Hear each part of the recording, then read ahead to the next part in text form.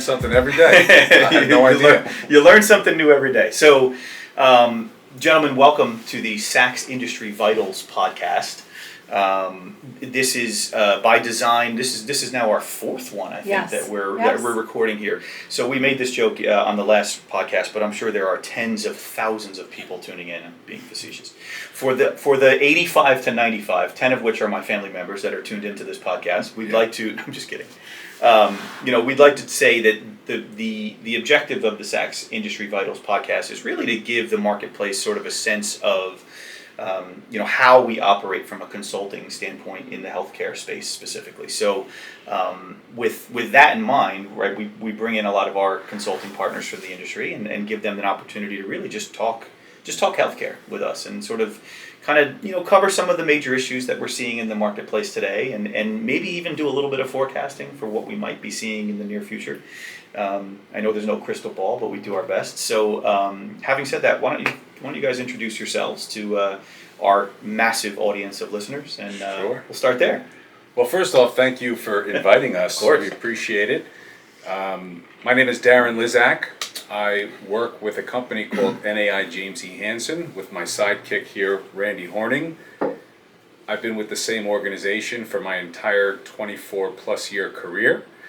In fact, I started 3 years prior to my career starting as a summer intern. Okay. So I've been with the company 27 years. Gold watch So I tell territory, people. right, Darren? I mean, did you get your gold watch yet? Is that gold Not watch yet, territory? but I hope my boss is watching and listening, because next year is 25. You're due. Yeah, you're due. You're due. That just means he's getting old. Yeah, well, Fair point. That's not so terrible. I now have gray hair, so people actually want to listen to what I have to say. So There's something to be said about that. Wisdom. something to be there's said something about to be that. Randy and I run the healthcare team at NAI James E. Hansen for the past 10 years since we've joined forces. And another tidbit of information, Randy and I also co-run a real estate trade organization, which Debbie is part of, Korea United. And we get together every single month with healthcare advisors and talk about issues happening in healthcare.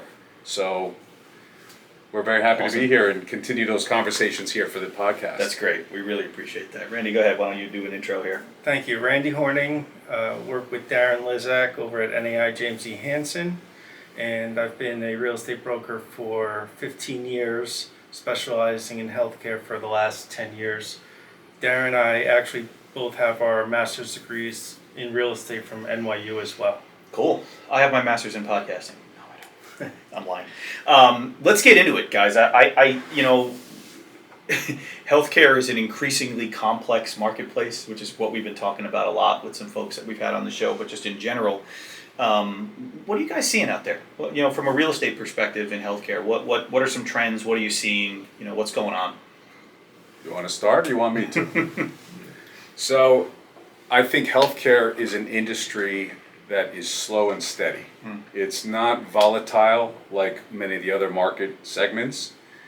It's 20% of GDP for as long as I can remember, if not a little higher than that today. And we live in a country where we're aging. The baby boomer population is the largest segment of our population for the first time in history. And I think they're going to live longer than their parents. I talk to my own parents about this pretty frequently, and I remember back to when their parents were getting older and getting sick and having to deal with their health issues. The technology is better today, and the baby boomer generation also has most of the wealth in this country. And I think at this point in their lives, they realize they can't take the wealth with them.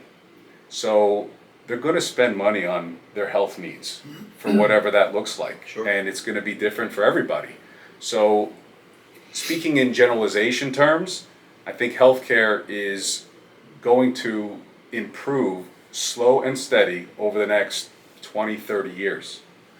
And that's really, looking at it from 50,000 feet. Other trends that we're seeing happening is, since Obamacare came into play many years ago, there's been consolidation going on. Private equity groups are coming into the fold. And New Jersey is one of those states that is much more mature than a lot of other states around the country. And years ago, the American dream for a doctor is go to med school, get out, go live in the suburbs, open up your practice, you operate 1,500, 2,000 square feet, and that's where you're going to spend your career. Yeah. Those days are gone. Half of the people coming out of medical school today are female. That didn't happen in previous generations. Sure. And at some point down the road, those women are going to have families. It's inevitable. And I think they like the idea of a 9-to-5 job, or having that structure where they don't have to worry about all the things a business owner has to worry about outside of the normal workday. You can't just turn it off at night when you're the business owner. Mm-hmm. You have to be available 24/7. So I think large groups are here to stay. I think the only way to survive in healthcare, because of all the reimbursement changes that have happened with the insurance companies, there's no way to be a single practitioner any longer. In fact, the medical spaces that we have in our portfolio, the most challenging spaces to deal with are the small ones that are 1,000 feet, 1,500 square feet. What we're seeing most common is probably 2,500 to 3,000 square feet, because there are 2 or 3 doctors and they have multiple locations. Usually they have 2 doctors in the office on any given day. They're never all there at the same time, and they're only there a couple days a week, and they change from office to office. So the nice thing is their footprint has shrunk. If you have 3 separate offices, each around 1,500 to 2,000 square feet, now you have one office that's 2,500 to 3,000 square feet, one office manager, not 3, Sure. one billing department, not 3. So you've created those economies of scale to help bring your costs down. And I think that's how these companies are really thriving now. Yeah. Do you see the same though for dental practices? Where there's 2 or 3, or are they still solo? That's a great question. I'm dealing with that with my own family. My father and brother are both dentists, and my father needs to retire. I've been trying to convince him to do that for a long time, and he's been hesitant, but he's starting to encounter some health issues, and I think it's getting to that point where he's going to have to stop seeing patients. He no longer takes new patients, but I think it's even becoming more challenging for him to just work the 3 or 4 days a week that he's there. And I told him, you could stay involved in dentistry, just stop seeing patients and let my brother take over. But to answer your question, I think for dentists to survive going forward, they're going to have to join forces as well. Well, the problem is with dentistry too, there's a lot more hygienists available than previously, and they're really hard to find and come by.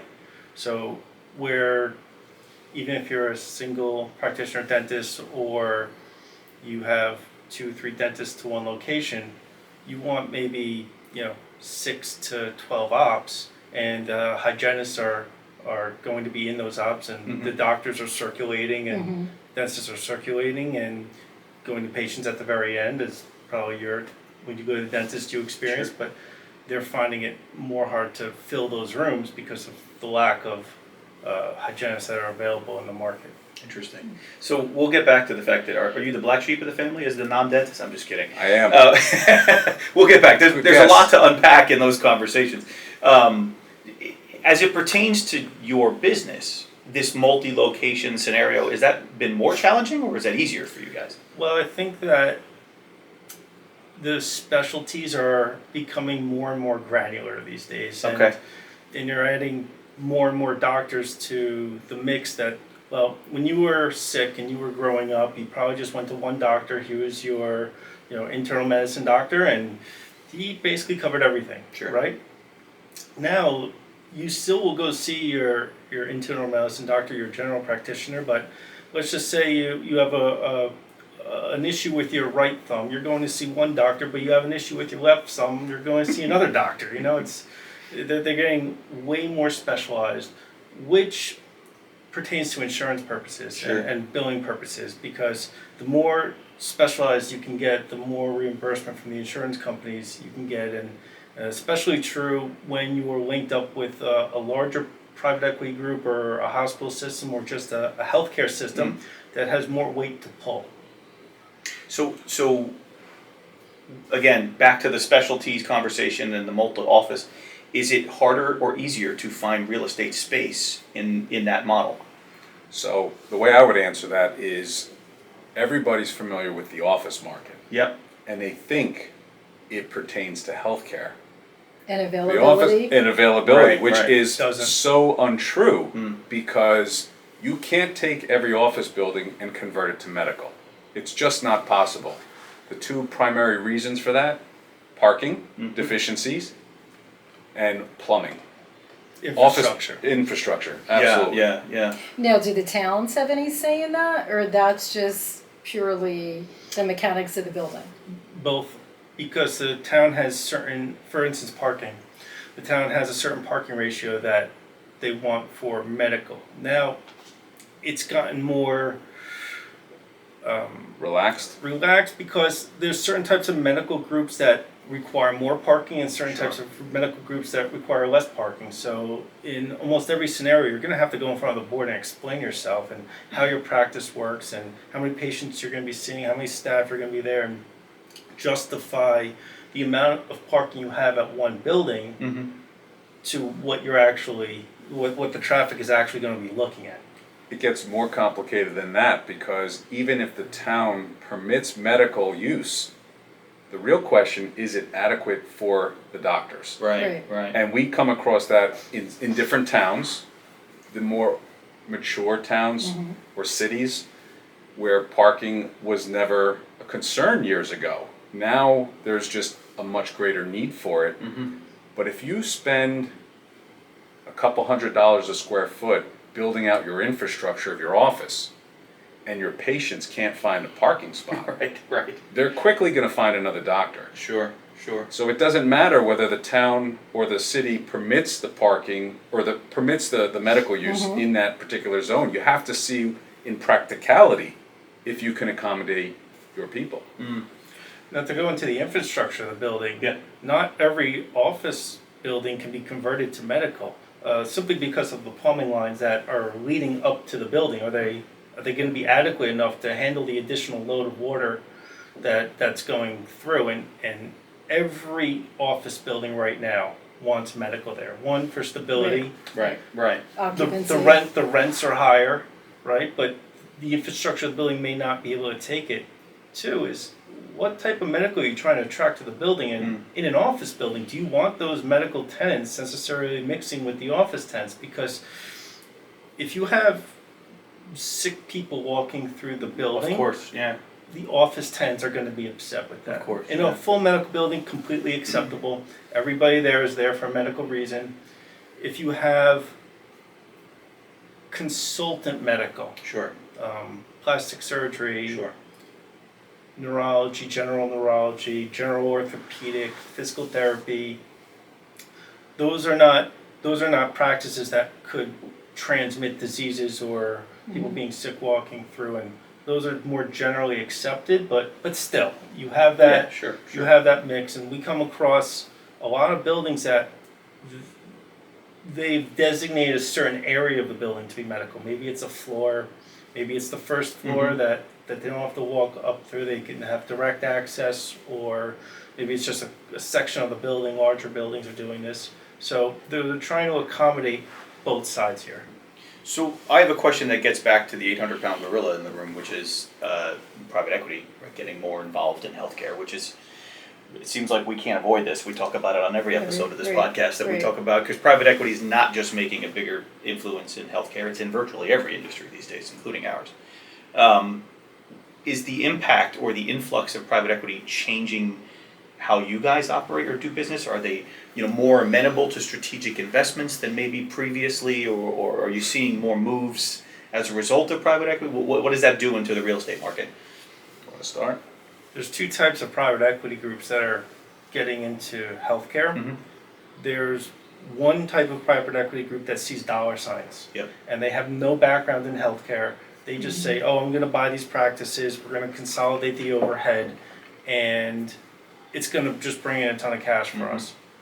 But there's no real operations behind that. Nobody's ever dealt with the insurance companies and the reimbursables. And then you have the private equity groups that are coming, that have people that have healthcare background. They know exactly what they're doing. and they're getting the lion's share of them.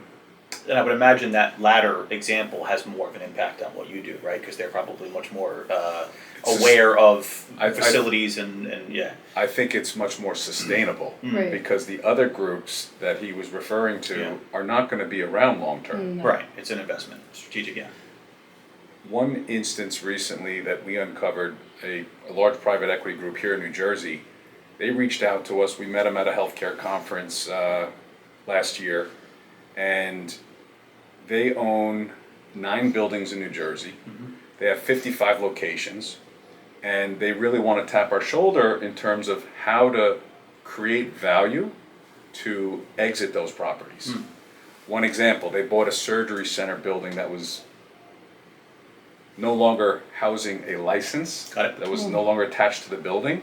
They brought the license from another location, because you know you can transfer the Sure. location within a 20-mile radius. And they took this building that was defunct and really turned it around. And they said to us, this is one of the buildings we want you to take a look at for us and figure out how we can create value here and unload the asset for us.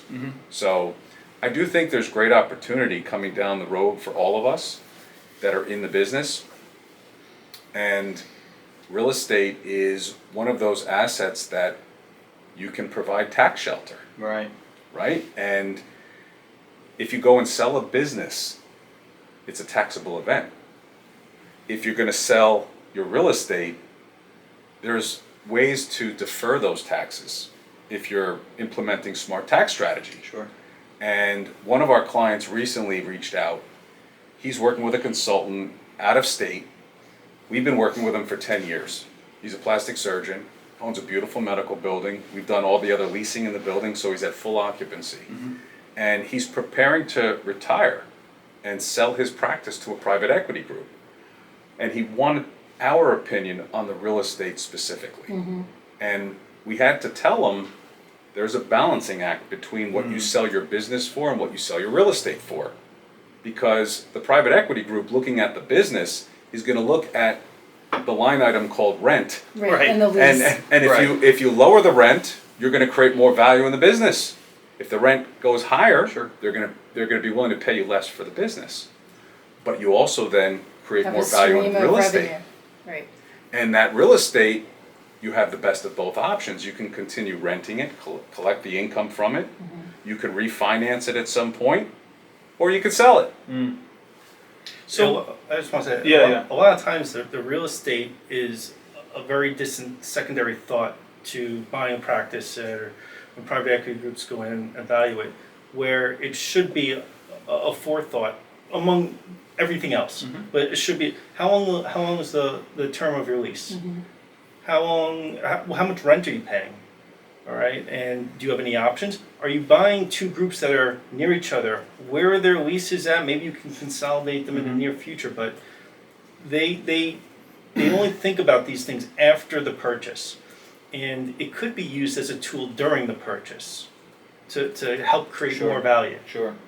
I have a question, and I'll call it a provocative question. Yeah, I don't, talking about money for a second. So historically, because I'm wondering if your business model is changing. Historically, commercial real estate teams get paid on transactions, right? When either when a sale actually takes place. It sounds like you're doing more consulting work. Is your billing model changing to support that consulting work? Is that something you see in the future for the real estate industry? The role of a broker has changed. Yeah. The role of a broker is now in the information business. So we're providing information and we're providing guidance and we're negotiating business terms. Yeah. That is the role of today's broker. The key one being information. Sure. Everybody can go on Google or the big databases, CoStar and LoopNet, and see what type of transactions there are. But we're able to give real time data to our clients that we're doing because we focus on medical. We have enough transactions under our belt Sure. that we can give this data to our clients and tell them where they should be, and it gives us the ability to negotiate with landlords or tenants with that regard to really make a fair deal. But I would also say that they're very well respected in their 100%. space, Yeah, yeah. right? And you bring a lot of knowledge to the interaction with these practices? I think that a good broker has to figure out a way to involve other disciplines. Yeah. It's not just you go to the broker and he does his thing or her thing. It's a team. It's a team effort. And we'll engage the attorney and you guys and an architect and an engineer and this consultant and that consultant. Contractor. Yep. And so when you involve the entire team, there's no disconnect in that communication. And on our side, we call that sticky, Yeah. right? Yeah. The stickier you could become, then the more they're embedded in the transaction and with you as their brokers. There's so many steps involved that have to take place before even a negotiation can take place. Right. That we need those other disciplines to come in, help prepare ourselves to complete the picture and bridge the gap to even start negotiating a transaction for a medical practice. I'll tell you a funny story. Every doctor that comes to look at our buildings, the first thing they ask us is, what's the rent? And what's funny about that is the rent is something that you determine at the end, not the beginning. There's probably 30 questions you should ask before that. That's exactly where I go with that. Well, and I think what's for the clients that are listening and tuned in, right? When we say sticky, we actually mean that in your best interest, right? Positively, because you guys sort of backed into what I've said on other podcasts that we recorded, which is sort of our value proposition here is not to be the one-stop shop. It's to be the part of the integral team, right? That each element that comes together is ultimately for the benefit of our clients. That's what being a consultant really is about, being an advisor. So we can't stress enough how important having that right team is in place. And I think far too often people don't, whether it be docs or otherwise, don't come across that right team, and they just assume that, I only have to go to one person and he can facilitate everything for me. It's just not the truth. You need to have the right team in place. You asked us, has our business model changed in terms of generating revenue? And we're brokers. Sure. What a lot of people don't understand is how we get paid. Right, exactly. And when we meet a tenant that is looking in the market, we tell them, you may not like us, but the best advice we can give you is hire somebody and bring them into your corner that you trust, because they do this every single day. You don't. Right. They know what to expect and what not to expect, and you need somebody guiding you, otherwise you're going to be taken advantage of. Sure. That's a fair statement. Yeah. And the best part, I tell them, you're not going to pay us. In the state of New Jersey, it's customary for the landlord to pay any brokerage fee. And if you're buying a building, the seller pays the fee. So what do they have to lose by hiring a consultant or a guide in their corner that's there with them every step of the way? Sure. I think that's key. And again, I can't stress it enough, because we've seen the alternative. And this doesn't just apply to the healthcare space. This applies to virtually every industry that we cater to here at the firm, is that when you don't have the right team together and you don't have the right resources in the mix, then something goes bad in that chain, and it's never a good outcome on behalf of the client. Unwinding it is much more difficult. It's 100%. And listen, this is one of many podcasts that we record. There's a lot to unpack in healthcare, man, a lot. Absolutely. And we've spoken, the last few have been compliance based. We've talked to some folks dedicated towards healthcare compliance and talk about complex. There's another thing that should be question 1, 2, 3, 4, and 5 before you get to the next 25 questions before you hit what's the rent. Without a doubt. Right? Without a doubt. There's a lot of things that need to be considered here. So I have a question. Would you say with the high interest rate environment that we're in, are you seeing more of leasing arrangements, especially in the PE space, or what does the market look like right now? So that's a great question, because interest rates come into play on two different avenues here. One is the purchasing power of a buyer, which it certainly has impacted. The higher interest rates make it just more expensive to buy properties, but it's still happening, but just at a slower rate. Now, conversely, on the leasing side, you have to get a loan, a construction loan, to do the renovations to your space that you're building out for yourself. And whether it's the landlord doing it or the tenant doing it, you still have to bear those interest expenses. there are a lot of large hospital system groups that have put their capital improvements on hold just because of this. Now on the smaller scale side, the individual practice side, they still need a space to see patients. So we have to take that into consideration when we're even negotiating these leases for them. Sure. And we put financial models together to outline, all right, what is the exposure of the tenant versus what's the exposure of the landlord, and there are exposures on both sides. Yeah. And it is definitely impacting the deals. So then are landlords more willing to just give the credit and have the tenant then take on that exposure? Depending on the credit of the tenant, the landlord is willing to do more for them. If you're a significant hospital, if you're a healthcare system that is maybe publicly traded, the landlord wants you in there. Sure. They are going to bend a little bit more for you, but if you're not that, you're still going to get something. Yeah. But it's the concessions are not going to be as great. So the other thing to take into consideration is who we're representing at the time. If we are representing a building owner, we're guiding them very differently than when we get hired by a tenant. Think about an attorney sitting on the same project but on opposing sides. They're giving completely different advice to their clients. It's the same for us. So when we have a building that we represent, we're guiding them down a certain pathway. When we put on our tenant rep hat with a broker, with a doctor or a large group looking to go into the market, we're guiding them very differently. Complete opposite ends of the spectrum. Yeah. And on the sales side of things, over the last few years, whether interest rates were low or high, there's still limited inventory for sale on the market. Right. And we've been having a lot of success reverse engineering those requirements. You need to find a space in a location that can accommodate you first, Right. and then see if we can go purchase the building. Because more often than not, those transactions are happening and the building never hit the market. That's interesting. That's really interesting. Sorry, go ahead. A great example was your former office space at Clifton. That's right. Which was not on the market for sale. Yeah. We had a requirement to take most of the building. Yeah. We found that building because it was for lease, got an introduction to the building owner through SAX, and we were able to facilitate a deal that way. Cool. Well, we're very happy in our current space. This is Your office is. It was a win-win for everybody. Yeah, good. I'm glad. Very, very glad. So, in the essence of time, because I want to, we're not Joe Rogan, so we can't entertain our audience quite as long as he does. Give us, if you wouldn't mind, and maybe it's like a 45-second each type scenario, but if you did have a crystal ball, right? Just pretend for a second that you are a crystal ball.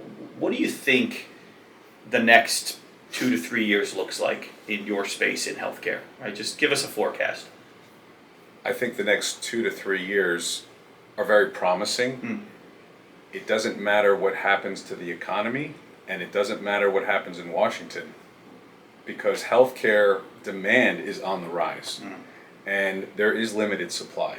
We put together a quarterly news report every single quarter, and even those figures are skewed because what's available is not necessarily functionable. A lot of the available vacant medical spaces are becoming functionally obsolete. Wow. And you have to tear them down and rebuild brand new. I think it's going to be very promising the next few years. The average life of a space built out for healthcare needs is 15 to 20 years. Okay. And then it gets recycled and they're on to the new one.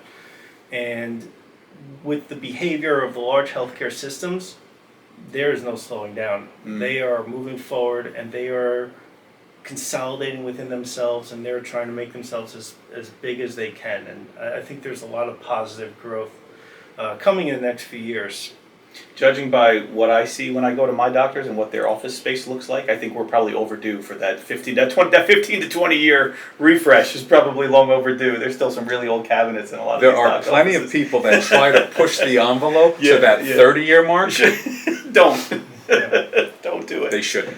Don't do it. If you don't mind, just please. Let me give some numbers of what's going on. Cool. That would be awesome.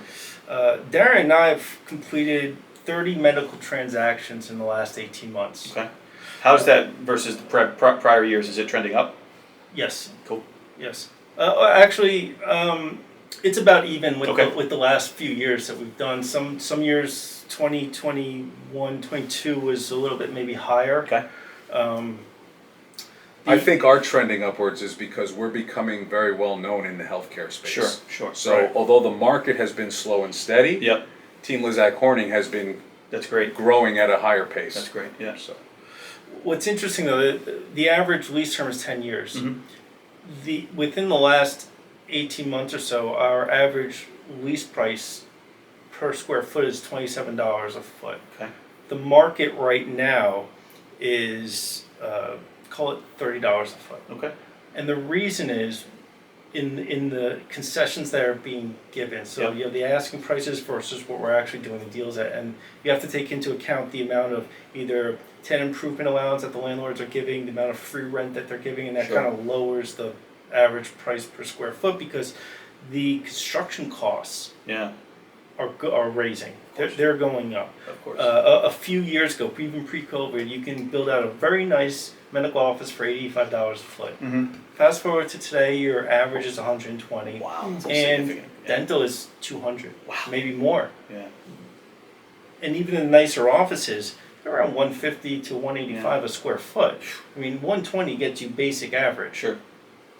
and that doesn't include your furniture, fixtures, or equipment. Sure, That's yeah. just construction costs. Yeah. Right, and what's interesting is over the last, per CoStar, over the last 18 months, 77 total medical transactions have happened northeast New Jersey. Mm-hmm. So we account for almost 50% of those deals. That's awesome. Yeah. The average square foot lease that we're seeing is about 3,000 square feet, which Okay. is about 2 to 3 doctors, where the average among the counties is about 5,000 square feet. Okay. So year over year, though, we're trending up. Cool. The percentage is growing year over year. The increase year over year is almost 7% more. So it's pretty significant to see where healthcare is going and even how to forecast it. Out of these numbers, we went back earlier and we were saying that most people who are coming out of medical school now, right, don't want the burden and the compliance of owning their own practice. In those numbers, do you have any younger docs coming out that are willing to take that on?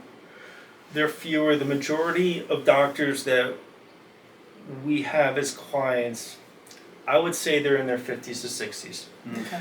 There are many of them who are thinking about the next 10 to 20 years. They're all thinking about the next 20 years. Who's taking over their practice? If there's no way right now to take over their practice, is there maybe an ESOP they can go into or a private equity that they can sell out to? And they're thinking about their exit strategy. They're, you're 50, 60, you're looking at 70, 80, and maybe you don't want to be practicing anymore. So what's the long-term trajectory and goal for their practice? Yeah. So if you're a young doc listening, there's a huge opportunity for you. There are very large opportunities. There's a huge opportunity in the marketplace. Yeah. Guys, this is amazing. We don't want to give them everything. We want to give them a tease, and then they'll know where to reach out and get you guys. We're going to include contact information in the final version. But this has been awesome. I really appreciate you guys taking the time to sit with us and have this chat. Hopefully the audience finds it really valuable. I'm sure they will, and we look forward to working with you guys a lot more in the future. This is great.